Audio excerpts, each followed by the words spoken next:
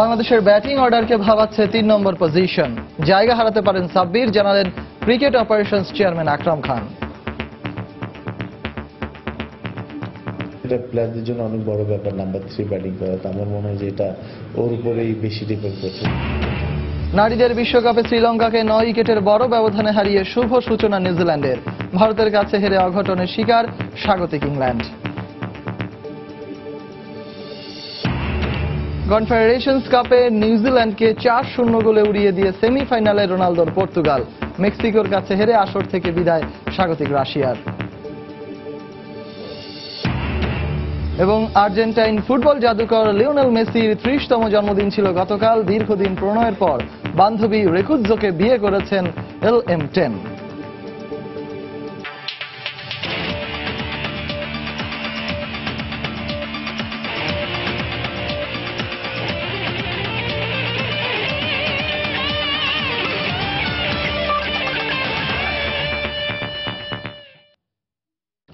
বিশ্বের নানা প্রান্তের খেলাধুলার খবর নিয়ে আমাদের নিয়মিত আয়োজন খেলার সময়, আর এই আয়োজনে আপনাদের সঙ্গে আছি আমি সজল মিত্র রিচার্ড। দর্শক, বাংলাদেশের ক্রিকেট এবং কনফেডারেশনস কাপ ফুটবলের নানা দিক নিয়ে আলোচনা করতে আজ আমাদের স্টুডিওতে উপস্থিত আছেন দৈনিক কালের কণ্ঠের উপসম্পাদক মোস্তফা মামুন।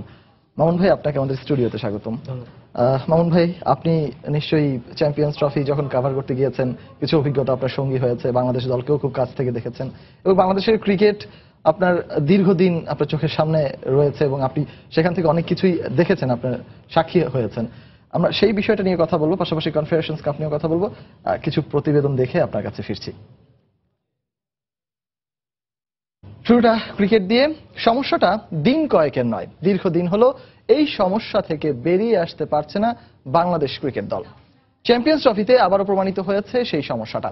৩ নম্বর পজিশনে ব্যর্থ সাব্বির রহমান, যে কারণে দলও ভুগছে বেশ। ইংল্যান্ডেই বসবে ২০১৯ বিশ্বকাপের আসর।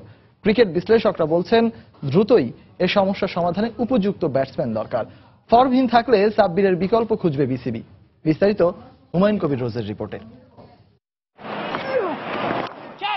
অন ডাউন বা ৩ নম্বর পজিশনের সমস্যা বাংলাদেশের ক্রিকেটের দীর্ঘদিনের, যে সমস্যায় অনেক খেসারত দিতে হচ্ছে টিমকে। বেশ কয়েকবার সৌম্য, ইমরুল ও সর্বশেষ সাব্বিরকে দিয়ে চেষ্টা করেছেন কোচ হাতুরু সিং এ, কিন্তু প্রত্যাশার প্রাপ্তি কেউই মেটাতে পারেননি। ইতিহাস ঘেটে জানা যায় ৩ নম্বর পজিশনে একটু সফল আফতাব আহমেদ। ৫৪ ম্যাচে করেছেন ১৩০৩ রান। এরপরই মোহাম্মদ আশরাফুল ৫২ ম্যাচ খেলে করেছেন ৯৮৪ রান। এ পর্যন্ত ৪৩ ওয়ানডের মধ্যে ১৫টি ওয়ানডে ম্যাচে ওয়ান ডাউনে সাব্বিরকে ব্যাট করানো হলেও নিশ্চিত কোচ হাতুরু খুশি নন তার পারফরমেন্সে। ওয়ান ডাউনের মতো গুরুত্বপূর্ণ জায়গায় অতীতে Viv Richards, Brian Lara, Kumar Sangakkara, Ricky Ponting, Jacques Kallis, Rahul Dravid কিংবা মারভানা আত্তাপাত্তুর মতো কিংবদন্তিরা ব্যাটিং করতেন। বর্তমানে Virat Kohli, Steve Smith, Joe Root, Kane Williamson কিংবা এভি ডি ভিলিয়ার্সদের মতো ব্যাটিং নিউক্লিয়াসরা ৩ নম্বর পজিশনে ব্যাট করেন, আর বাংলাদেশের হয়ে বর্তমানে সাব্বির। ব্যাপারটি বেশ ভাবাচ্ছে বোর্ডের নীতি নির্ধারকদেরও, কারণ ২০১৯ ইংল্যান্ড বিশ্বকাপ সামনে রেখে ৩ নম্বর পজিশন বড় দুশ্চিন্তা বাংলাদেশের জন্য। এই একটা ভালো অপরচুনিটি মিস করবে নাম্বার 3-তে ব্যাটিং করা। তো এটা কিন্তু একটা প্লেয়ারদের জন্য অনেক বড় ব্যাপার নাম্বার 3 ব্যাটিং করা। আমার মনে হয় যে এটা ওর উপরেই বেশি ডিপেন্ড করছে। ও যদি এই জিনিসটা কাজে লাগায়, আমার মনে হয় সে অনেকদিন নাম্বার 3-তে খেলতে পারবে। পাইপলাইনে যারা আছেন তাদেরও হয়তো সুযোগ মিলছে না, কারণ সাব্বিরকে আর একটু সুযোগ দিতে চায় টিম ম্যানেজমেন্ট। যারা মনে করেন খেলছে, আমি ওদের উপর আস্থা হারাচ্ছি না এবং আমার বিশ্বাস ওরা জ্বলে উঠবে। ওদেরকে একটু সুযোগ দিলেই ওরা ভালো করবে। এ পর্যন্ত বাংলাদেশের হয়ে ৩৩ জন ব্যাটসম্যান ওয়ান ডাউনে ব্যাট করলেও সার্বিক অর্থে কেউই সফল হতে পারেননি এই পজিশনে। হুমায়ুন কবির রোজ, সময় সংবাদ, ঢাকা। যে কোনো দলের স্কোর বড় করার ক্ষেত্রে মূল্যবান ভূমিকা পালন করেন ওয়ান ডাউনে নামা ব্যাটসম্যান। পাওয়ার প্লে সার্কেলের সঠিক ব্যবহার এবং অবস্থার সঙ্গে মানিয়ে নিয়ে দলের প্রয়োজনে বিগ শটও খেলতে হয় ব্যাটসম্যানকে। তাই ৩ নম্বর দলের সবচেয়ে দক্ষ ব্যাটসম্যানকে বাছাই করার পরামর্শ দিলেন একসময় জাতীয় দলের হয়ে ওয়ান ডাউনে খেলা ব্যাটসম্যান মোহাম্মদ আশরাফুল। আর স্লগ ওভারে দ্রুত রান তোলার জন্য বর্তমান ক্রিকেট বিশ্বের সাথে তাল মিলিয়ে আলাদাভাবে ক্রিকেটার তৈরির পরামর্শ দিয়েছেন তিনি। একটা দলের স্কোর বড় করার ক্ষেত্রে ওয়ান ডাউনে নামা ব্যাটসম্যানের গুরুত্ব অপরিসীম, কিন্তু ৩ নম্বর পজিশনে ব্যাটসম্যান যদি নিয়মিত ফর্মহীন থাকেন তাহলে দলীয় পারফরম্যান্সেও সেটার ব্যাপক প্রভাব পড়ে। বছরের পর বছর জুড়ে বাংলাদেশের ব্যাটিংয়ে 3 নম্বরের ব্যাটসম্যানকে নিয়ে চলছে নানা পরীক্ষা, কিন্তু একজন আদর্শ ওয়ান ডাউন ব্যাটসম্যান পাওয়াই যাচ্ছে না। শুরুতে উইকেট পড়লে তাকে ভূমিকা পালন করতে হয় ওয়ান ডাউন ওপেনিং ব্যাটসম্যানেরও। পাওয়ার প্লে ওভারে সার্কেলের সঠিক ব্যবহার এবং অবস্থার সাথে মানিয়ে নিয়ে শট খেলতে হয়। তাই এসব বিষয়গুলোতে সবচেয়ে দক্ষ ব্যাটসম্যানকে এই পজিশনে খেলানোর পরামর্শ একসময়ে জাতীয় দলের ওয়ান ডাউনের অন্যতম ভরসা মোহাম্মদ আশরাফুলের। আমার কাছে মনে হয় যে সার্কেল ইউজ করা এবং পরে সার্কেলের পরের যেই সময়টা 11 ওভার থেকে 40 ওভার, ওই সময় ব্যাটিং সবকিছু মিলে আমি মনে করি যে তার হাতে প্রচুর স্ট্রোক আছে এবং সে পেস বল যেমন ভালো খেলে, স্পিনও ততটা ভালো খেলে। তো সবকিছু মিলে আমার চোখে আমার মনে হয় সাকিবই বেস্ট চয়েস নাম্বার 3-তে। জাতীয় দল সাম্প্রতিক সময়ে আরেকটি সমস্যায় ভুগছে, তা হলো স্লগ ওভার। সম্প্রতি দেখা গেছে স্লগ ওভারে প্রত্যাশা পূরণ করতে পারছে না ব্যাটসম্যানরা, তাই টেলেন্ডারে বড় শট খেলতে পারে এমন ক্রিকেটার তৈরিতে মনোযোগী হওয়ার কথা বলেন আশরাফুল। লাস্ট 10 ওভারের সার্কেলের আর কি ফিনিশটা, আমাদের ওই ধরনের ক্রিকেটার এখনো তৈরি হয় নাই যে আসলে ওভারে 10, 12, 15 করে নিতে পারবো লাস্ট 10 ওভার। ওইটা আস্তে আস্তে আসবে। আমাদের ডোমেস্টিক ক্রিকেটে এই ধরনের ক্রিকেটার তৈরি করতে হবে এবং এইটার জন্য আলাদা একটা স্কিল প্র্যাকটিস প্রয়োজন। কার ভাগ্যে জুটবে 3 নম্বর পজিশন বা কে খেলবেন টেলেন্ডারে, তা অবশ্য বিবেচনা করবেন টিম ম্যানেজমেন্ট। এজন্য তাদের নিতে হবে দূরদর্শী সিদ্ধান্ত। তারেক হাসান শিমুল, সময় সংবাদ, ঢাকা। দর্শক, আমরা সরাসরি আলোচনায় চলে যাচ্ছি মামুন ভাইয়ের কাছে। মামুন ভাই, আমরা প্রতিবেদন দুটো দেখলাম, আর যদি খুব বাস্তবসম্মতভাবে জিজ্ঞাসা করি, খেলা নিয়ে হয়তোবা অতটা বিশ্লেষণে যাব না, 3 নম্বর পজিশনটাকেই যদি আমরা আজকের এই আলোচনার কেন্দ্রবিন্দুতে আনি, আপনার কাছে কি মনে হচ্ছে যে আমরা বাংলাদেশের শুরুর ক্রিকেট থেকে যেটি দেখে আসছি, সেই জায়গা থেকে পুরো ব্যাটিং অর্ডারের মাঝখানে 3 নম্বর পজিশন নিয়ে যে ধরনের চুলচেরা বিশ্লেষণ হয়েছে, পরীক্ষা হয়েছে, সেই আঙ্গিকে আপনার কাছে এখন পর্যন্ত কি মনে হয়েছে? আমরা কতটুকু পারফেক্ট হতে পেরেছি বা পারফেকশনিস্ট পেয়েছি 3 নম্বর পজিশনে ব্যাট করার ক্ষেত্রে ব্যাটসম্যানদের মধ্যে থেকে? 1 নম্বর হচ্ছে, প্রথম আমরা যদি দেখি যে আমাদের হিস্ট্রির সবচেয়ে সফল ব্যাটসম্যান আমরা মানে একটা সার্টেন সময় পর্যন্ত, মানে যখন আমরা এই আজ থেকে আমি টেস্টেড পরের সময় থেকে যে প্রথম 5-6 বছর দেখি, তাহলে কিন্তু ওই পজিশনের ব্যাটসম্যান ছিলেন আমাদের সবচেয়ে সফল ব্যাটসম্যান হাবিবুল বাশার। এবং ইন্টারেস্টিং ছিল যে ওই সময় ওই একটা পজিশন নিয়ে আমাদের চিন্তা করতে হয়নি। আমরা যদি 2000 থেকে ধরেন 2000 হাবিবুল বাশার রিটায়ারমেন্ট পর্যন্ত বাংলাদেশ টিমে একটা পজিশন ফিক্স ছিল, টেনশনলেস ছিল, সেটা হচ্ছে হাবিবুল বাশার। আর বাকি সব পজিশনে যেটা হয়, মানে ওপেনিং অনেক চেঞ্জ হয়েছে এবং আর কেউ রান করছিল না, যারা একমাত্র তখন হাবিবুল বাশার রান করতেন। তারপর আশরাফুল আসার পর, শারেন নাফিস আসার পর 2006 থেকে মুশফিক সাকিব রান করা শুরু করলো। এর আগ পর্যন্ত আসলে ওইভাবে রান করতে পারতো না। বুল্লু আকরাম ভাই শুরুতে কিছু করেছিলেন, তাদের রিটায়ারমেন্টের পর খুব স্ট্রাগলিং জায়গায় গিয়েছিল, কিন্তু ওই সময় না ওয়ান ডাউন পজিশনে আমাদের কোনো ভাবনা হয় না। ইন্টারেস্টিং দেখেন, হাবিবুল বাশার রিটায়ারমেন্টের পর গত 10 বছরে সেই পজিশন নিয়ে কিন্তু সবচেয়ে বেশি আশরাফুলকে দিয়ে চেষ্টা করা হয়েছে। নাফিস ছিল, নাফিস যদি ওপেন করেছে বেশিরভাগ সময়। সবকিছু মিলে এটা আসলে সেটেল হয় নাই। এখন এই সেটেলমেন্ট হয় না কেন? একটা হচ্ছে মানে আমার কাছে যেটা মনে হয় যে হাবিবুল বাশার যে লম্বা সময় বাংলাদেশ দলের ওয়ান ডাউন ব্যাট করেছেন, ওই সময়টাতে আমাদের এখনকার যারা প্লেয়ার, তারা আসলে মানে অনেকের হচ্ছে কেরিয়ারের একটা কি বলা যায় মধ্য গগন বা শুরু, তো তারা খুব ন্যাচারালি যখন হয় কি, যখন ধরেন এখন ইন্ডিয়ার যারা খেলছে 17, 18, 19, 20, তারা সবাই জানে যে বিরাট কোহলি আরো 7 বছর খেলবে, কাজে ন্যাশনাল ওয়ান ডাউন আসলে খুব বেশি চান্স নেই। তো হয় কি, এরকম প্লেয়ার যখন ফিক্স থাকে, সে একই সঙ্গে ইন্সপায়ার করে, আবার একই সঙ্গে নেক্সট মানে তার ঠিক ইমিডিয়েট পরে যারা, তাদের মধ্যে একটা ইয়া তৈরি করে যে এই পজিশনটা তো আসলে fix, let's try in other positions, এরকম একটা হয়ে থাকতে পারে আমার কাছে মনে হয়। এটা হচ্ছে হতে পারে একটা দিক। আর দ্বিতীয় দিকটা হচ্ছে, দেখেন খেলা ক্রমাগত পরিবর্তনের ফলে এই ওয়ান ডে ডাউন পজিশনটা আসলে চাহিদাও বহুমাত্রিক হয়েছে। একসময় কিন্তু ওয়ান ডাউন পজিশনটা ছিল খুবই স্পেশালাইজ পজিশন, মানে মূলত টেস্ট ক্রিকেট থেকে ধরা হতো যে এই পজিশনের ব্যাটসম্যানকে নতুন বলে খেলতে হবে, আবার পুরনো বলে খেলতে হবে। এই কারণে সব ধরনের যে তাকে ফার্স্ট বলের সেকেন্ড বলে তাকে হয়তো উইকেটে যেতে হতে পারে, রাইট? আবার এমন হতে পারে টেস্টে, কিন্তু এটা এমন হতে পারে যে আমরা দেখেছি ওপেনিং পার্টনারশিপ লম্বা, ধরেন গাভাস্কারদের আমলে তো কোনো ওপেনিং পার্টনারশিপ 5 ঘন্টা 6 ঘন্টা হতো, তখন তাকে পেট পরে বসে থাকতে তো, বল পুরনো হয়ে যাওয়া, পেসার উপর স্পিন চলে আসার ফলে সবকিছুতে দক্ষ। ওয়ান ডে ক্রিকেট এসে আবার হলো কি উল্টা, মানে উল্টা মানে কি জিনিসটা, তখন কনভার্সনটা হলো এরকম যে তাকে আপনার প্রথম 15 ওভারের মধ্যে যদি সে যায়, এখন 10 ওভার যেটা হয়েছে যে তাকে মানে ইয়ে করতে হবে, পাওয়ার প্লেতে নামতে হবে, সুবিধা নিতে হবে, মানে লফটেড শট খেলার এবিলিটি থাকতে হবে। আবার যদি সে 16, 17, 18 নম্বর ওভারে যায়, তাহলে যখন ফিল্ড স্প্রেড হবে তখন তাকে ধরে খেলার মানসিকতাটাও রাখতে হবে। এই দুইটা জিনিসের একটা কম্বিনেশন দরকার হয়। তো এইরকম অনেকগুলো জায়গা আছে, আমরা দেখলাম যে মূলত গুরুত্ব যাচ্ছে স্ট্রোক প্লেকে, কারণ ধরেই নেওয়া হতো যে ওয়ান ডে ক্রিকেট যেহেতু কাজে খুব লম্বা হয় না, 5, 7, 10 ওভারের মধ্যেই কিন্তু তাকে আসলে যেতে হবে। হ্যাঁ, এই রাহুল দ্রাবিড় একটু ব্যতিক্রম। বাদ দিয়ে যদি আপনি দেখেন ব্রায়ান লারা বলেন, পন্টিং বলেন, এরা তাদের স্ট্রোক প্লেইং এবিলিটির কারণে কিন্তু নাম্বার 3-তে মানে তারা এস্টাবলিশ এবং তারা খেলেছেন। আমাদের জায়গাটা একটু প্রবলেমেটিক, অন্যদের সঙ্গে মেলালে হবে না আসলে। আমাদের কিন্তু যতই হোক, আমাদের ব্যাটসম্যানদের নতুন বল সুইং এবং ওই সময়টা বল করে অপোনেন্টের সেরা পেস বলাররা যাদের পেস অনেক বেশি, তো সেইটা ফেস করার জন্য আমাদের কিন্তু ঠিক যতটা স্ট্রোক খেলা দরকার, ঠিক একই সঙ্গে কিন্তু উইকেটে আমাদের আর্লি উইকেট পড়ে গেলে আমাদের নেক্সট ব্যাটসম্যানের কাজ কিন্তু মানে আরেকটা উইকেট না পড়ে এটা এনশিওর করা। আমরা যে লেভেলে আছি এখন ইউ ক্যানট এক্সপেক্ট যে আমাদের ব্যাটসম্যান গিয়ে মনে করেন যে 0 রানে 2 রানে প্রথম উইকেট পড়েছে, তামিম বা সৌম্য উঠে গেছে, সে গিয়ে মনে করেন যে ইয়ে করবে। আর মজাটা হচ্ছে যে সাব্বিরকে কিন্তু ঠিক এই চিন্তা থেকেই সাব্বিরকে আসলে দলে ইনক্লুড করা হয় না, তাকে প্রমোশন দেওয়া হয়েছে। সাব্বির তো 6 সাথে হি ওয়াজ ডুইং হিজ জব, তাকে নাম্বার 3 তে আনা হলো কেন? এবং সাব্বির তো খুবই যে ন্যাচারাল ওয়ান ডাউনার তাও কিন্তু না, সে তো রাহুল দ্রাবিড় ন্যাচারাল ওয়ান ডাউনার যে সবসময় ওয়ান ডাউনে খেলেছে, হয়তো ডোমেস্টিক কিছু খেলেছে, নানা রকম ভাবে হয়েছে। এখন ঘটনা যেটা হয়েছে যে, এবং সাব্বির কিন্তু ফিনিশার হিসেবে আমি বরং দেখেছি সাব্বিরকে নাম্বার 6-7 আমরা যেমন একজন ম্যাক্সওয়েলের মতো একটা প্লেয়ার দরকার, ওই লেভেলে না হলেও কিন্তু সেই সম্ভাবনাটুকু সাব্বিরের মধ্যে ছিল, এবং সাব্বির কিন্তু হি ওয়াজ ডুইং হিজ জব, সেটা ভালোভাবেই সে ভালোভাবে করছিল এবং আরো সম্ভাবনা ছিল, যেটা তার পাওয়ার আছে, বড় স্ট্রোক খেলতে পারে। কিন্তু ওই পজিটিভিটির কারণে হয়তো চিন্তা করা হলো যে যদি আমাদের এই প্লেয়ারটাকে স্ট্রোকফুল প্লেয়ার আমরা নাম্বার 3 তে নিয়ে আসতে পারি, তাহলে হচ্ছে খুবই দারুণ হবে, জমলে কিন্তু খুব ভালো। কিন্তু জিনিসটা হচ্ছে তখন কিন্তু আমার মধ্যে এই চিন্তাটাও রাখতে হবে, যেহেতু স্ট্রোক প্লেয়ার, তামিম সৌম্য দুজনই স্ট্রোক প্লেয়ার, ব্যাকআপ হিসেবে থার্ড যে সেও স্ট্রোক প্লেয়ার। আমি বরং মনে করি তামিম সৌম্য যখন ওপেনিং পার্টনারশিপ যদি হয়, যদি তামিম ইমরুল ওপেনিং পার্টনারশিপ হয়, তাহলে কিন্তু সাব্বির ইজ ফাইন। কিন্তু তামিম সৌম্য যখন হবে, যেহেতু তাহলে কিন্তু সাব্বির আমার কাছে মনে হয় না যে তখন হচ্ছে কি 3 নম্বর আসলে একটু দরকার হয় এড করা। আর সাব্বিরের একটা বিষয় কি, আমি মনে করি যে এই জায়গাটাই হয়তো ঠিক না, আমরা ওই চিন্তা করে করেছি সে কি অনেক স্ট্রোক খেলবে, এবং যেহেতু এই চিন্তা করে করেছি, কাজে সাব্বিরের এই 4-5 ম্যাচের ব্যর্থ নিয়ে আলোচনা করার কোনো অধিকার আমাদের নাই।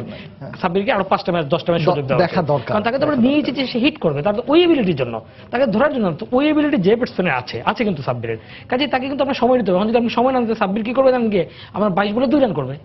সাব্বির তো ওই প্লেয়ার না, সেটা তো তার ন্যাচারাল গেম হবে না। কাজে হচ্ছে কি আমাদের জিনিসটা হচ্ছে পুরো জায়গাটার মধ্যে ব্যাটিংটার মধ্যে কি পরিকল্পনা, এবং সেই পরিকল্পনা অনুযায়ী আপনার করতে হবে। আপনি একজন ব্যাটসম্যানের যে রিকোয়ারমেন্ট চাবেন, তাকে আপনি পানিতে ঝাঁপ দিতে বলবেন এবং বলবেন যে তোমার ঠান্ডা লাগতে পারবে না, এটা তো হবে না। তাকে আপনি এটা যখন দিয়েছেন এই সুযোগটা দেওয়ার ফলে আমি মনে করি এই আলোচনাটা এখন আপাতত শর্তগুলো আসলে বাস্তবসম্মত হতে তবে হবে। একই সঙ্গে একটা পয়েন্ট আমি খুব আশরাফুল বলেছে, আমি সেটা মনে করি যে আসলে সবকিছু মিলিয়ে, অভিজ্ঞতা সবকিছু মিলিয়ে এই পজিশনের জন্য আমার কাছে মনে হয় ওয়ানডে এবং টি-20-তে, not in test cricket, one day এবং টি-20-তে Shakib would be the best option. Shakib যদি এখানে ব্যাট করতে, আমি মনে করি অনেক সমস্যার সমাধান হয়ে যেত। তাহলে 4-5 মুশফিক, মাহমুদুল্লাহ, এবং তারপর দেখেন আপনি 6 সাব্বির, 7 মুসাদ্দেক, আমার কাছে মনে হয় যেটা বেটার হতো। কিছু কিছু ক্ষেত্রে সাকিবকে আমরা দেখেছি, আমরা জানি যে কোচও চান, কিন্তু সাকিবের আমরা যতটুকু জানি সাকিব আসলে তার নাম্বার 5 পজিশনটা হি এনজয়স এন্ড প্রেফার। আচ্ছা মামুন ভাই, আপনি যে কথাগুলো বললেন তার মাঝখানে একটা জায়গাতে আপনি উল্লেখ করেছেন যে স্লগ ওভারগুলোতে সাব্বিরকে যদি আমরা টেনে আবার মানে এই 3 নম্বর পজিশনে নিয়ে আসি, তখন স্লগ ওভারগুলোতে যে 7-8-এর যে পজিশনটা আছে, সেখানে আমরা কিছুটা উইক জোন তৈরি করে ফেলি। ওই জায়গাটাতেও বাংলাদেশের দীর্ঘদিন ধরে সমস্যা। ওই জায়গাটা রিকভার করার জন্য আমরা দেখি যে একটা সময় মোহাম্মদ রফিক ভাই যখন খেলতেন, তখন এই জায়গাটাতে যথেষ্ট পরিমাণ রিকভারি ছিল। রাজ্জাক ভাইও যথেষ্ট পরিমাণ ভালো সার্ভিস দিয়েছেন। মাশরাফি এখন আছেন, হয়তোবা সব ম্যাচে তিনি সেরকম সার্ভিসটা পান না। তো সেই জায়গা থেকে আপনার কি সাজেশন থাকবে? যেটা হচ্ছে প্রথম হচ্ছে এই জায়গায় সমস্যাটুকু আমাদের থাকবেই সবসময়, আসলে মানে এই থাকবে, এবং এটা পৃথিবীর সব দেশের সমস্যা। এটা হচ্ছে এই সমস্যা কি হয়, ওইখানে যেহেতু ব্যাটসম্যানদের ওইটা অনেক একটা রিস্কি পজিশন। 6-7 নম্বরে যখন যায়, তখন তার হাতে থাকে ধরেন 20 বল, তাকে করতে হবে 40 রান, তো মানে এইরকমই টার্গেট থাকে। ফলে ওইটা কিন্তু একদম গ্যাম্বল করতে হয়। তাতে ব্যাটসম্যানরা একজন ব্যাটসম্যান কন্টিনিউয়াসলি ওই জায়গায় ওই রিস্কি জায়গায় সাকসেসফুল হওয়া পসিবল না।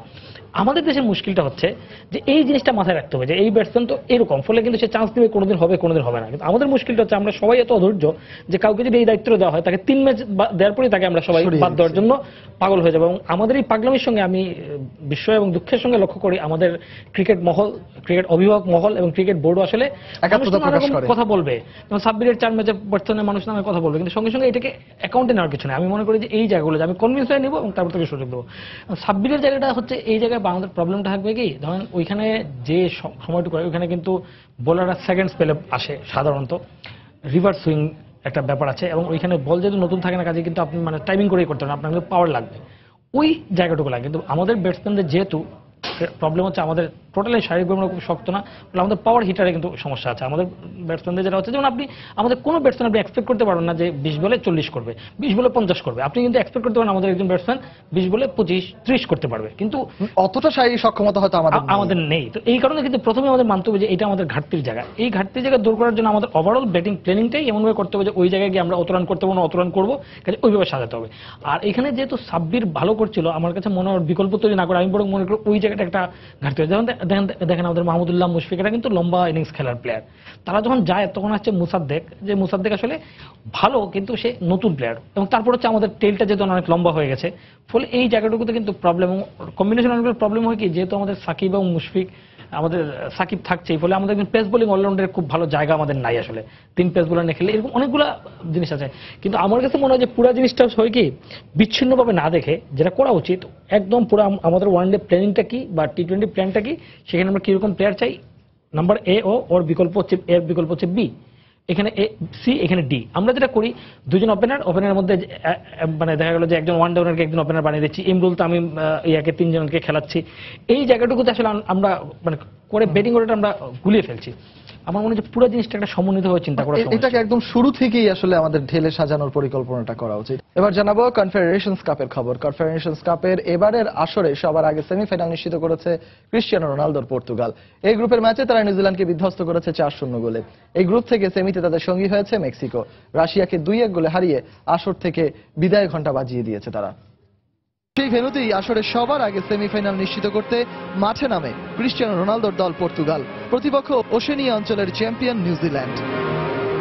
ও যোগ করার সময়ে ন্যানি গোল করে লিডটাকে 1 হালিতে রূপান্তরিত করার পাশাপাশি দল আরেক ম্যাচে কাজান অ্যারেনায় মেক্সিকোর বিপক্ষে স্বাগতিক রাশিয়ার জন্য ম্যাচটি ছিল আসরে টিকে থাকার লড়াই, যে লড়াইয়ে শুরু থেকেই খাবি খেয়েছে রুশ ফুটবলাররা।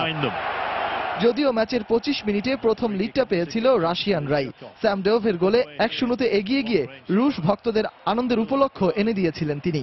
সংবাদ খেলার সময় আরো থাকছে দারুণ উত্তেজনা ছড়িয়ে ইংল্যান্ডকে 3 রানে হারিয়ে টি20 সিরিজের সমতায় ফিরল দক্ষিণ আফ্রিকা। পরিত্যক্ত ওয়েস্ট ইন্ডিজ ও ভারতের প্রথম ওয়ানডে। আবার জানাবো কনফেডারেশনস কাপের খবর। গ্রুপ সেরা হবার মিশনে পৃথক ম্যাচে মাঠে নামবে জার্মানি ও চিলি। সোচিতে জার্মানির প্রতিপক্ষ ক্যামেরুন, আরেক ম্যাচে অস্ট্রেলিয়ার বিপক্ষে লড়বে চিলি। দুটি ম্যাচই শুরু হবে রোববার বাংলাদেশ সময় রাত 9টায়। গ্রুপের 4 দলের মধ্য থেকে সেরা দলটি বেছে নিতে বললে আপনি দ্বিধায় পড়তে পারেন। জার্মানি আর চিলির মধ্যে কোন দলটি শ্রেয়তর? ট্রফি জয়ের সমৃদ্ধ ইতিহাস আর খেলার ধরনে বিধ্বংসী রূপের বিবেচনায় অনেকেই জার্মানদের পক্ষে কথা বলবেন। কিন্তু গেল কয়েকটা বছর চিলির ঝাঁঝও দেখেছে গোটা ফুটবল বিশ্ব। লিওনেল মেসির আর্জেন্টিনাকে শোকে ডুবিয়ে পরপর 2 বার কোপা আমেরিকা জয়ী দলটিকে এখন সহজভাবে নেবার অবকাশ নেই। এবারের কনফেডারেশনস কাপে 2 জায়ান্টের মধ্যকার ম্যাচটি হয়েছে 1-1 গোলে ড্র। এর আগে একটি করে জয় পেয়েছে 2 দলই। তাই গ্রুপ পর্বের শেষ ম্যাচটি শীর্ষস্থান নির্ধারণ করবে, নিশ্চিত করবে সেমিফাইনালও। জার্মানদের প্রতিপক্ষ ক্যামেরুন। এই প্রতিপক্ষের বিপক্ষে শেষ 3 দেখায় হারেনি ডায়মন্ড সাপট্রা। তবুও মাঠে নামার আগে সতর্ক জার্মানির কোচ জোয়াকিম লো। আমরা এখনো সেমিফাইনালে উঠিনি, তাই নির্ভর থাকার কোনো সুযোগ নেই। ক্যামেরুনের ফুটবলাররা শারীরিক গড়নে শক্তিশালী, কাউন্টার অ্যাটাক ঠেকাতেও সাবধানী থাকতে হবে আমার রক্ষণভাগকে। ওদের বিপক্ষে বেশ কয়েকটি পরিবর্তন আনবো আমি, সেটা 3, 4 অথবা 5 জন ফুটবলারও হতে পারে। রাশিয়ায় দারুণ ছন্দে আছেন লিওন গোরেটস্কা। ড্রেক্সলার অথবা জোনাস হেক্টরের পরিবর্তে সেরা একাদশে খেলানো হতে পারে মার্ভিন প্ল্যাটেনহার্টকেও। তবে জার্মানি সাবধানী হলেও চিলির হিসেবটা তুলনামূলক সহজই। গোল গড়ে এগিয়ে থেকে তালিকার শীর্ষে থাকায় অস্ট্রেলিয়ার বিপক্ষে 1 গোলের ব্যবধানে হারলেও সেমি নিশ্চিত করবে তারা। তাই লা রোজাদের টপকে সেরা 4-এ উঠতে অজিদের জিততে হবে অন্তত 2 গোলের ব্যবধানে। তবে হুয়ান অ্যান্তোনিও পিজ্জির চিন্তায় কার্ড সমস্যা। অ্যালেক্সিস সানচেজ সহ আগের ম্যাচে একটি করে হলুদ কার্ড দেখেছেন 3 ফুটবলার। এ ম্যাচেও হলুদ কার্ড পেলে সেমির মঞ্চেই খেলতে পারবেন না তারা। তাই কঠিন হবে এ ম্যাচ মনে করেন চিলির কোচ। এটা চিলির ফুটবল ইতিহাসে গুরুত্বপূর্ণ একটি ইভেন্ট, কেননা প্রথমবারের মতো কনফেডারেশনস কাপে খেলছে দলটি। তবু সবাই খুবই উজ্জীবিত। চিলিয়ানদের ব্যাপক সমর্থন পাচ্ছি আমরা।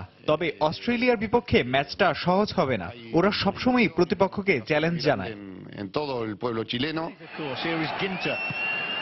মুখোমুখি 2 দেখায় একটি জয় আছে চিলির, আর একটি ম্যাচ হয়েছে ড্র। তবে দলের সবচেয়ে বড় তারকা টিম ক্যাহিলের 100তম আন্তর্জাতিক ম্যাচে দারুণ কিছু করতে চাইবে অস্ট্রেলিয়াও। মাকসুম আলম খান, সময় সংবাদ। দর্শক, আমরা সরাসরি চলে যাচ্ছি মামুন ভাইয়ের কাছে। মামুন ভাই, কনফেডারেশনস কাপ ফুটবলের জগতে যদি বিশ্ব ফুটবল হিসেব করেন, তাহলে এটা অনেক বড় একটা আসর, মহাদেশীয় শ্রেষ্ঠত্বের লড়াই। তো সেই জায়গাতে কেন যেন মনে হচ্ছে এবারে আসরটা অতটা আসলে ফোকাসে নেই। আপনার কাছে কি মনে না, হচ্ছে? প্রথম হচ্ছে এটা থিওরিটিক্যালি এটা বড় আসর, প্র্যাকটিক্যালি এটা খুব বড় আসর না। আসলে এটা সবাই একটু অ্যামেচার ইস্যুতে খেলে, এবং মোস্টলি এই টুর্নামেন্ট আসলে যেটা হয় আমার কাছে মনে হয় এটা দলগুলোর চেয়ে আসলে ভেন্যুটা যে জায়গাটা খেলা হবে তারা কতটা প্রস্তুত সেইটা বরং অনেক গুরুত্বপূর্ণ হয়ে দাঁড়ায়। পরীক্ষামূলক এক বছর পরে হবে তার মাঠগুলো কতটা রেডি, বা মাঠ সব মাঠ হতে রেডি হয় না, কিন্তু সেটার প্রতি তারা কতটুকু তাদের অ্যারেঞ্জমেন্ট সেই জায়গাটুকুই ফিফা আসলে বেশি করে দেখতে চায় বলে আমার ধারণা, বা টুর্নামেন্টে এটাই দেখায়। কারণ ফুটবলগতভাবে এটা খুব বেশি কিছু মিন করে না। মানে পরের বিশ্বকাপ, এক বছর পরে বিশ্বকাপ যদি চিন্তা করেন আপনি দেখবেন যে এটা বরং একটা কার্ডস হয়ে গেছে যে দল এই কনফেডারেশন কাপ জিতে তারা ওয়ার্ল্ড কাপ জিততে পারে না। মানে মহাদেশের শ্রেষ্ঠত্বের মধ্যে তো ধরেন যে ব্রাজিল যে 2বার জিতলো, ব্রাজিল 2বারই তো জিতলো, মানে রিসেন্ট পাস না লাস্ট 2013 সালেও কনফেডারেশনস কাপ ব্রাজিল হ্যাঁ জিতেছে। ব্রাজিল জিতেছে, তার আগের বারও আমেরিকাকে হারালো, হ্যাঁ সেইবারও মনে হয় ব্রাজিল জিতেছিল।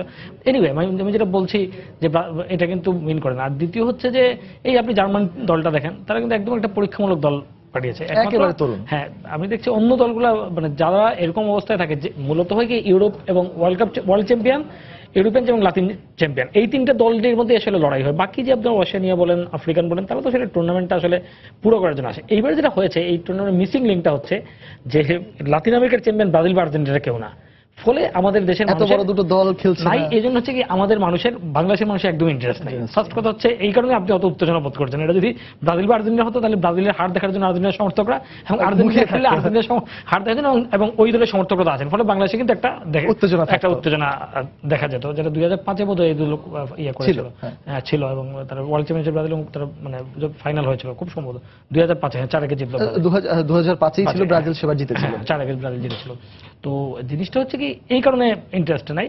কিন্তু আবার মনে করেন যে চিলি এবার কিন্তু দেখেন তাদের যেহেতু প্রথম কনফেডারেশন কাপ তারা পুরো শক্তি নিয়ে এসেছে। সবকিছু মিলে কনফেডারেশন কাপ সম্পর্কে আমার মূল্যায়নটা হচ্ছে এটা অনেক বেশি থিওরিটিক্যালি অনেক বড় টুর্নামেন্ট, ক্লাব ওয়ার্ল্ড কাপের মতো, যেন থিওরিটিক্যালি অনেক বড় টুর্নামেন্ট যে বিশ্বের সেরা ক্লাবগুলো লড়াই। কিন্তু আপনি দেখেন যে সেটা আসলে আমরা জানি ফাইনালে খেলবে ইউরোপ আর লাতিন আমেরিকার 2 দল এবং শেষ পর্যন্ত তাই হয়। এটা আসলে অনেকটা সেরকম। ফলে এই টুর্নামেন্টে উত্তেজনা থাকে না, উত্তেজনাটা এর সাইড উইংগুলোতে উত্তেজনা তৈরি হয়। যদি ব্রাজিল আর্জেন্টিনা খেলে তাহলে বাংলাদেশের মানুষের উত্তেজনা, রোনালদো খেললে অমুকের উত্তেজনা। তো এইবার যেটা হয়েছে চিলি খুব প্রাণ দিয়ে খেলছে এবং চিলি অনেক ভালো দল গত কয়েক বছরে।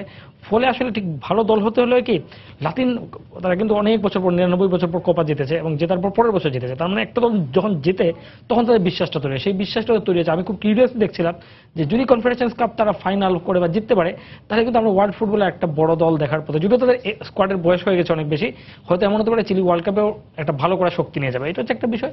আরেকটা হচ্ছে রোনালদো, কারণ রোনালদো আপনি জানেন যে মোটামুটি এই সুপার ফর্মে আছে, আজকেও তিনি গোল করছেন এবং সেই কারণে মানে পর্তুগাল নিয়ে যে আগ্রহ সেটা হচ্ছে রোনালদো কেন্দ্রিক আগ্রহ, রোনালদো কেমন করছেন। এবং এই রোনালদোর কারণে আবার দেখবেন যে আপনি এইটা নিয়ে একটু আগ্রহ আছে বাংলাদেশে যারা মেসি সমর্থক বা বিশ্ব জুড়ে, তারা আবার রোনালদো কি করেন না করেন ফলে এইরকম একটা আগ্রহ আছে। এই জন্য আমি বলছি কনফেডারেশন কাপ নিয়ে ফুটবলগত আগ্রহ হচ্ছে সাইড উইং দিয়ে নানা রকম আগ্রহ থাকে, সেই আগ্রহগুলো মিটে। এর বাইরে আসলে টুর্নামেন্টটা অনেক বেশি থিওরিটিক্যাল, তো সেই জায়গা থেকে আমরা দেখছি। কিন্তু যেটা হয় থিওরিটিক্যাল টুর্নামেন্টগুলো একটা সুবিধার দিক থাকে, সেটা হলো দলগুলো এক্সপেরিমেন্ট করে এবং যেহেতু জিততেই হবে এমন কোনো মানসিকতা নাই, ফলে আপনি দেখবেন অনেক ভালো ফুটবল হয়ে যায়। ওয়ার্ল্ড কাপে যেমন নার্ভের প্রেশার থাকে, হারা যাবে না, অনেক ডিফেন্সিভ ট্যাকটিক্স অনেক বেশি দেখা যায়, বা ইউরোপ মানে বড় টুর্নামেন্টগুলোতে এখানে কিন্তু অনেক ভালো ভালো ম্যাচের জন্য আমি সেদিন দেখছিলাম ম্যাচটা চিলি খুব ভালো খেলছিল, মানে চিলি এবং জার্মানি, হ্যাঁ জার্মানি ম্যাচটা কিন্তু চিলি জার্মানি যদি ওয়ার্ল্ড কাপে হতো এবং এরকম অবস্থা এর চেয়ে অনেক বেশি রাফ ফুটবল হতো, কিন্তু ম্যাচটা হাই ভোল্টেজ, হ্যাঁ কিন্তু দেখেন মানে they were enjoying. I found যে জার্মান প্লেয়ার এনজয়িং এবং খেলাটা কিন্তু অনেক আমার কাছে অনেক ভালো লেগেছে। তো সবকিছু মিলে এই জায়গাটাতে কনফেডারেশন কাপ আমি মনে করি যে তারপর আমাদের মনোযোগে দেখা উচিত দুইটা কারণে। প্রথম হচ্ছে যে ওই যে রিল্যাক্স ফুটবলের কারণে অনেক ভালো ভালো মোমেন্ট তৈরি হয়। দ্বিতীয় একটা বিষয় হচ্ছে যেহেতু এই ভেন্যু এই মাঠে ওয়ার্ল্ড কাপ হবে, ফলে তার এক ধরনের একটা তার সঙ্গে মানসিকভাবে এক ধরনের কি বলা যায় খাপ খাইয়ে নেওয়া, হ্যাঁ মানসিকভাবে আমি দর্শকদের পয়েন্ট বলছি, হ্যাঁ মানসিকভাবে একদম সংযোগ বোধ করার একটা সুযোগ তৈরি হয়। সেই রকম জায়গাগুলো থেকে কনফেডারেশন কাপের আশা করি মামুন ভাই এই কনফেডারেশন কাপ থেকে আমরা আগামী বিশ্বকাপটা উপভোগ করার একটা রসদ খুঁজে নিতে পারবো। নিশ্চয়ই আপনার কথাতে সেটাই আসলে বোঝা গেল। এত রাতে আমাদের স্টুডিওতে আসার জন্য আপনাকে অসংখ্য ধন্যবাদ।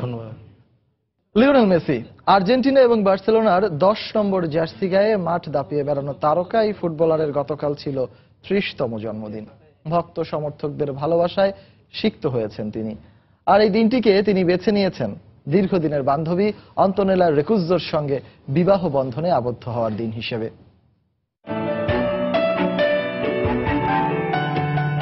লিওনেল মেসি, পুরো নাম লিওনেল আন্দ্রেস মেসি কুচিত্তিনি। 1987 সালের এই দিনেই আর্জেন্টিনার রোজারিওতে তার জন্ম। 5 ফুট 6.5 ইঞ্চির এই ফুটবলারের বয়স যখন মাত্র 5, তখন থেকে স্থানীয় ক্লাব গ্রান্দোলির হয়ে ফুটবল খেলা শুরু করেন। এরপর 1994 সালে জন্মস্থান রোজারিওর একটি ক্লাব নিউওয়েলস ওল্ড বয়েজে ইয়ুথ ক্যারিয়ার শুরু মেসির। 11 বছর বয়সে মেসির গ্রোথ হরমোনের সমস্যা ধরা পড়ে, যা চিকিৎসা খরচ স্থানীয় ক্লাবের পক্ষে বহন করা অসম্ভব ছিল। তখন বার্সেলোনার তৎকালীন ক্রীড়া পরিচালক কার্লোস রেক্সাস মেসির প্রতিভায় মুগ্ধ হয়ে তাকে বার্সেলোনায় নিয়ে আসেন। তার চিকিৎসা খরচ চালান, একই সঙ্গে বার্সায় ইয়ুথ ক্যারিয়ার শুরু হয় লিওর। 2003 থেকে 2004 সাল পর্যন্ত বার্সেলোনা সি দলের হয়ে খেলেন মেসি। এরপর একে একে আর্জেন্টিনা অনূর্ধ্ব 20, অনূর্ধ্ব 23, বার্সেলোনা বি দলের হয়ে খেলে নিজের প্রতিভার জানান দেন লিও। 2004 সালে কাতালানদের মূল দলে জায়গা করে নেন মেসি। 10 নম্বর জার্সি গায়ে মাঠ কাঁপিয়ে বার্সার হয়ে 382 ম্যাচ খেলে করেন 349 গোল। স্প্যানিশ লিগ, কোপা দেল রে ছাড়াও দলের হয়ে যেতেন চ্যাম্পিয়ন্স লিগের মতো ইউরোপিয়ান শ্রেষ্ঠত্বের মঞ্চ। ব্যক্তিগতভাবে 5 বার ব্যালন ডিওর ছাড়াও ঝুলিতে পড়েন অনেক অর্জন। কিন্তু এখন পর্যন্ত আর্জেন্টিনা জাতীয় দলের হয়ে বিশ্বকাপের শিরোপাটা অধরাই রয়ে গেছে ভিন গ্রহের এই ফুটবলারের। ব্যক্তিগত জীবনে 4 ভাই বোনের মধ্যে তৃতীয় মেসি। বান্ধবী অন্তনেলা রোকুজোর সাথে 2008 সাল থেকে বসবাস শুরু করেন। তাদের ঘরে 2 পুত্র সন্তান, বড় ছেলে থিয়াগো আর ছোট ছেলে মাতেও। এতদিন পর এসে বান্ধবী অন্তনেলাকে বিয়ে করার সিদ্ধান্ত নেন লিও, তাও আবার নিজের জন্মদিনটাকে বেছে নিয়েছেন এই শুভ দিনের জন্য। ফারজানা মুমু, সময় সংবাদ।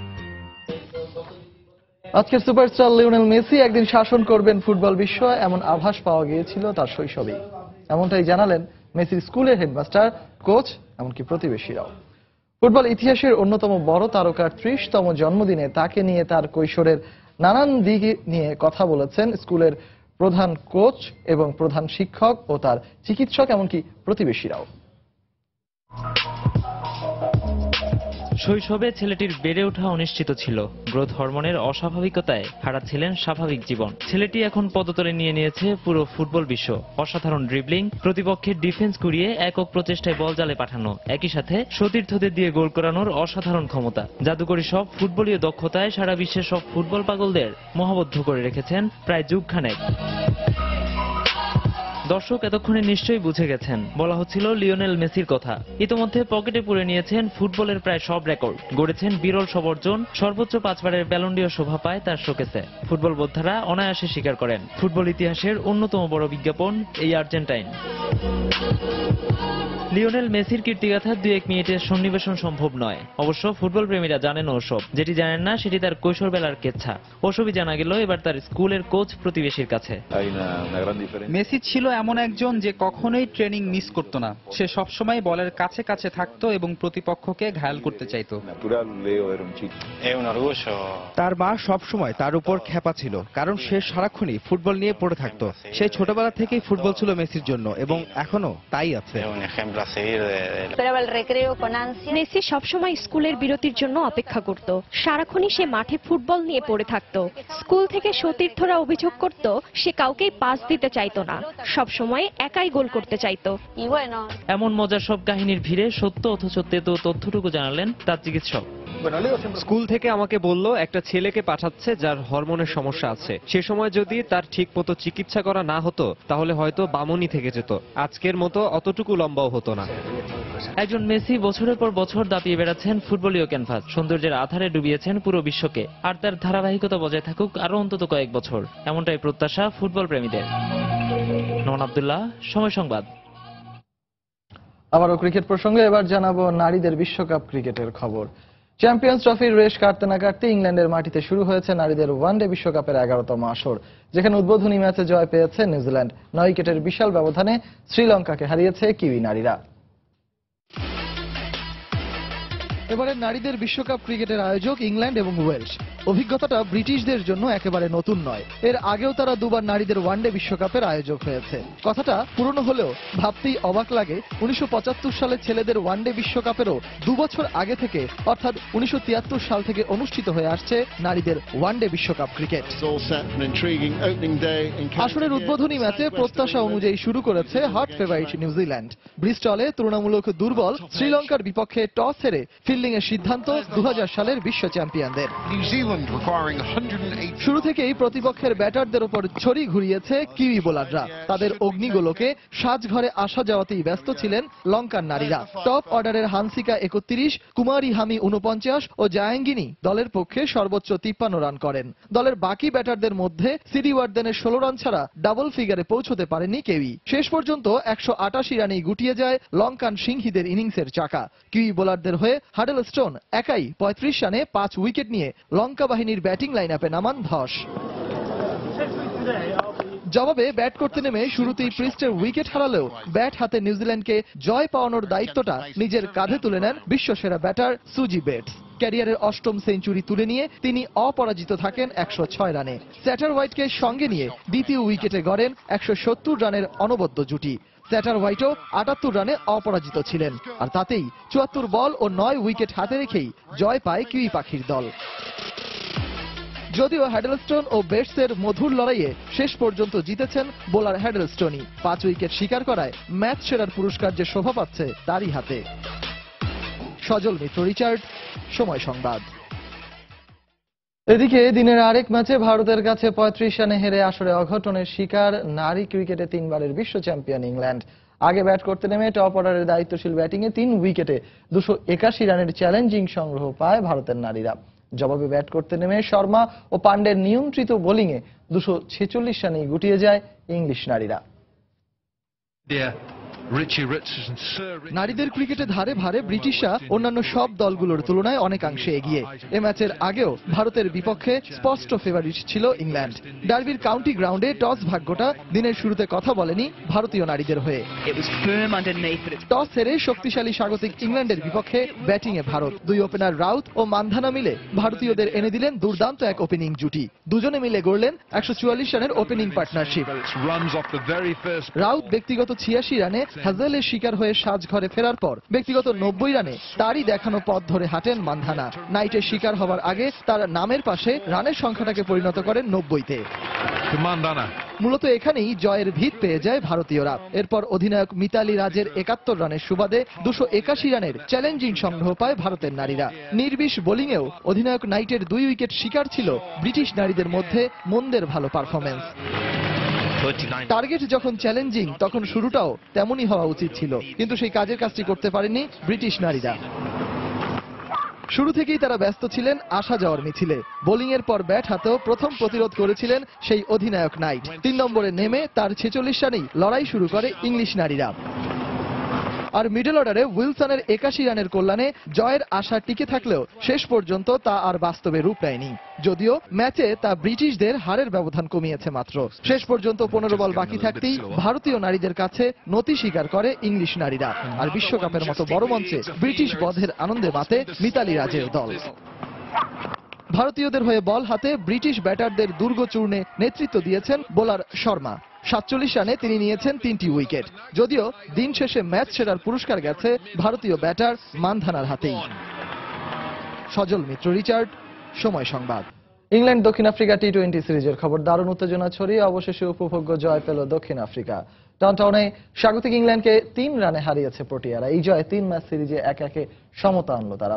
আগে ব্যাট করে 8 উইকেটে 174 রান করে দক্ষিণ আফ্রিকা। জবাবে 171 রানে থামে ইংলিশদের ইনিংস। টস হেরে ব্যাট করতে নেমে শুরুতেই ধাক্কা খায় প্রোটিয়ারা। দলীয় 25 রানে আউট হন হেনরিক্স।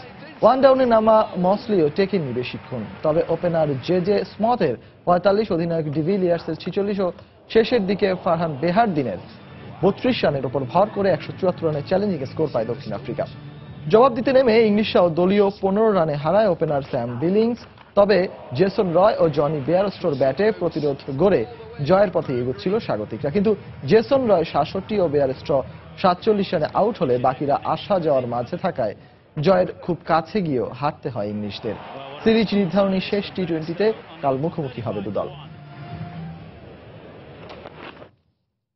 এবার ভারত ওয়েস্ট ইন্ডিজ ওয়ানডে সিরিজের খবর। পোর্ট অফ স্পেনে ভারত ওয়েস্ট ইন্ডিজের কেউই জিততে পারেনি, কারণ জিতেছে বৃষ্টি। 5 ম্যাচ সিরিজের প্রথম ওয়ানডেতে বৃষ্টির কারণে পরিত্যক্ত হয়েছে। যদিও এর আগে টস হেরে ব্যাটিং এ নামে ভারত। আজিঙ্কা রাহানে ও শিখর ধাওয়ানের ব্যাটে উড়ন্ত সূচনা পায় কোহলির দল। ওপেনিং জুটিতে তারা তোলে 132 রান। ভালোই খেলতে থাকা রাহানে ব্যক্তিগত 62 রানে আউটের পর সেঞ্চুরির কাছে গিয়েও 87 রানে আউট হন আরেক ওপেনার শিখর ধাওয়ান। বেশিক্ষণ টেকেননি যুবরাজ সিং। দলীয় 185 রানে 3 উইকেট হারানোর পর অধিনায়ক কোহলি ও ধোনি মিলে হাল ধরেন। কিন্তু ম্যাচের বয়স যখন 36 ওভার 3 বল, তখন বৃষ্টির বাধায় খেলা আর মাঠে গড়ায়। খেলার সময়ের শীর্ষ সংবাদগুলো জানিয়ে দিচ্ছি আরো একবার।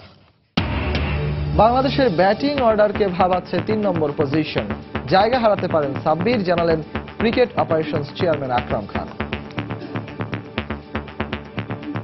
এটা প্লেয়ারদের জন্য অনেক বড় ব্যাপার নাম্বার 3 ব্যাটিং করা। তো আমার মনে হয় যে এটা ওর উপরেই বেশি ডিপেন্ড করছে। নারীদের বিশ্বকাপে শ্রীলঙ্কাকে 9 উইকেটের বড় ব্যবধানে হারিয়ে শুভ সূচনা নিউজিল্যান্ডের। ভারতের কাছে হেরে অঘটনের শিকার স্বাগতিক ইংল্যান্ড। কনফেডারেশনস কাপে নিউজিল্যান্ডকে 4-0 গোলে উড়িয়ে দিয়ে সেমিফাইনালে রোনালদোর পর্তুগাল। মেক্সিকোর কাছে হেরে আসর থেকে বিদায় স্বাগতিক রাশিয়ার। এবং আর্জেন্টাইন ফুটবল জাদুকর লিওনেল মেসির 30তম জন্মদিন ছিল গতকাল। দীর্ঘদিন প্রণয়ের পর বান্ধবী রেকুজ্জাকে বিয়ে করেছেন LM10।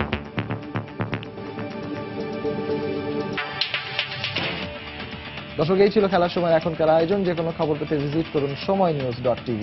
আর খেলার জগতের সব খবর, সর্বশেষ খবর জানতে সঙ্গে থাকুন সময়।